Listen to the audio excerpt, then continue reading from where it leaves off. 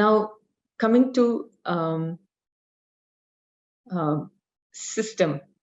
So in an SD-WAN network, the device health can also be monitored periodically, needs to be monitored, because you want to know if the device is not having, if it is not having any resources to process the traffic, right? So per device, CPU memory, disk load, session load can be seen over here.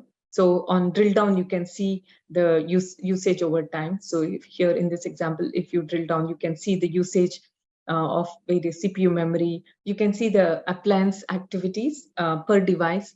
You can see the anomalies seen by various devices. So if there was some high memory utilization, or service load has exceeded the limit, or if there was any packet buffer depletion because of some errors, bugs in the software, you can see it over here, and this can help us troubleshoot easily. Also, we can see for the system the interface utilization of various WAN links. So this helps us know whether the WAN bandwidth is sufficient or not. And if it's not sufficient, we can add more bandwidth to the WAN link. So this helps, this helps in capacity planning. If LTE is present on the device, you can see LTE related information here. In this example, I do not have LTE configured, but I have Wi-Fi on one of the tenants. So if I click on the device, which has Wi-Fi enabled, you can see per SSID the utilization. You can see the MAC address, or the users who connected to that Wi-Fi behind the branch. And on clicking on the particular MAC address, you can see the utilization over time. You can see the signal strength information. You can see also the performance from the signal strength point of view over time here.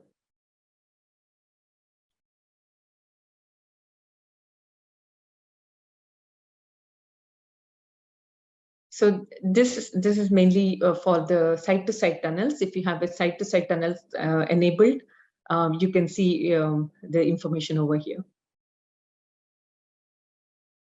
Now, coming to logs. So logs are for many purposes.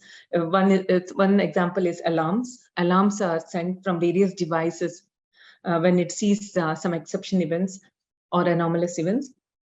And these can be seen here for the tenant level, or at a device level. You can easily filter these alarms. You can filter by any column here. You can add a row filter here. So you can say that I want to see all the logs with with these particular matching patterns. You can then go and edit it. You can clear the filter. So easily you can reduce the logs to a small subset based on your match criteria. You can also see those alarms in the form of charts. Here it shows what are the top appliances with alarms, what are the top severity, what are the top alarm types. So in this example, it shows that these tunnel down and ike down are the top alarms. So then you can further troubleshoot as to why there are so many alarms of that particular type. You can see firewall logs here. If firewall is enabled with the access logs, then you can see all those logs here. So it shows the detailed information about the traffic flows, the application, the URL category, the action that was taken, which interface it went out and came in, and what is the traffic class and packet byte counts, etc. So on a drill down, you can see the information about that access log in a more key value pair format.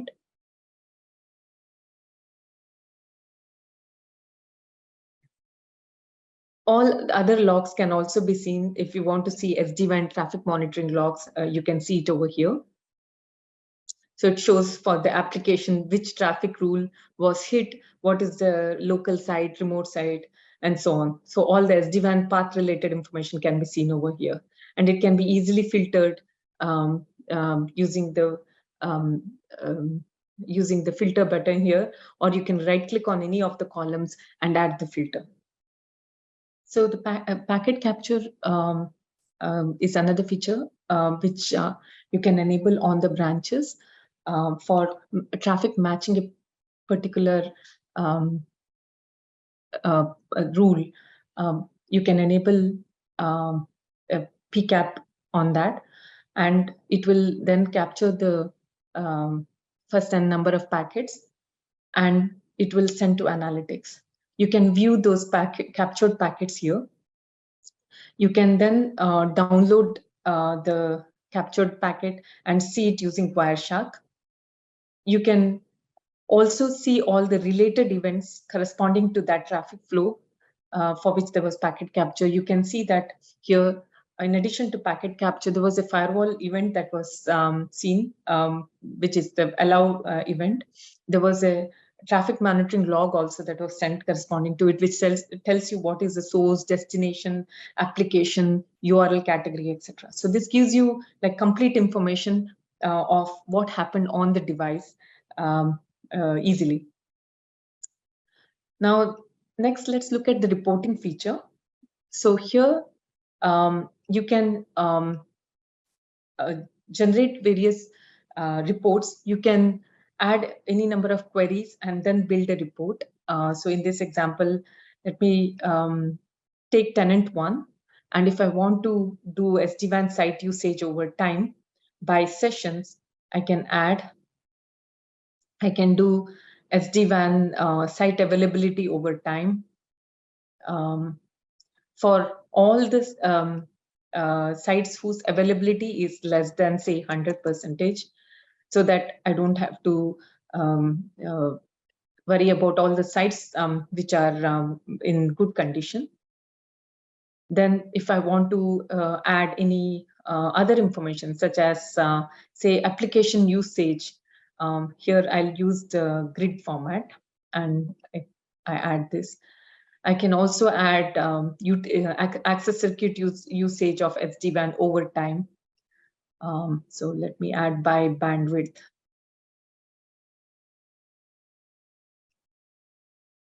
So now I have all this information. I can now schedule it to run periodically. So I'll call it my report 1. And I can decide on a privilege whether it needs to be a shared report or a private report. I'll leave it as private.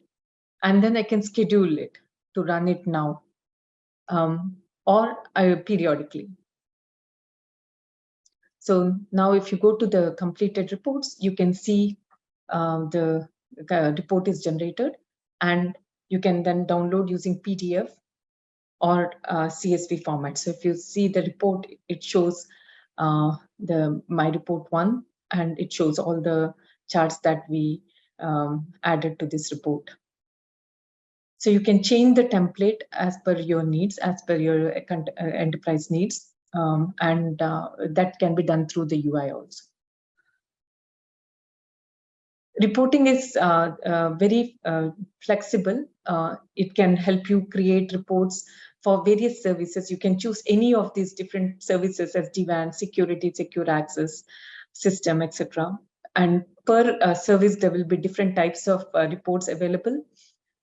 You can add them to using this report builder, and then schedule them, send them as email, or save them and download them when you need to from the portal. You can do conditional reports. You can do reports which are which provide you the min, max, average, 95 percentile, especially for the usage kind of data. So you can click here and choose the type of metrics you want to get for the for this report. Like if you want to only get the max values of the session, you can do it here. You can get a P95 value also. So for different metrics, you can choose different types of options, and then you can see it over here. Now, finally, if it's an on-prem kind of deployment, the analytics, entire analytics platform is run in the customer's environment. And so this analytics is always a cluster of nodes, and it needs to be monitored, managed. So there are a lot of tools under the admin page to configure this cluster. For example, you can set various display settings, data configuration for retention and resolutions. Like per report type, you can decide how long you want to keep the data, what is the resolution, etc. You can do it at a per tenant level also. For each tenant, you can have different values. You can set email configurations for reporting purposes. You can set different reporting templates for custom reports as well as business reports. So there are a lot of flexibilities that can be that is available here to configure different components within the analytics. You can for the log collector exporter, if you want to collect, if you want to stream the logs to third-party systems, you can set up remote collectors, and you can set up rules for different log types. Like per log type, you can send to different destinations. You can send to one or more destinations simultaneously, etc. You can see the status of the cluster here by clicking on this status button. It shows all the health of various collections, replicas, hosts, nodes, etc. It shows the resource utilization over time. If there was high resource utilization, in this example, it shows that there's high memory utilization. So that is that indicates that something is running hot and may need attention. The database utilization, like how many logs were ingested and which tenant is consuming the most logs. The various alarms seen by the cluster, who are the active users, etc. And then there are also tools which helps you write for REST API documentation.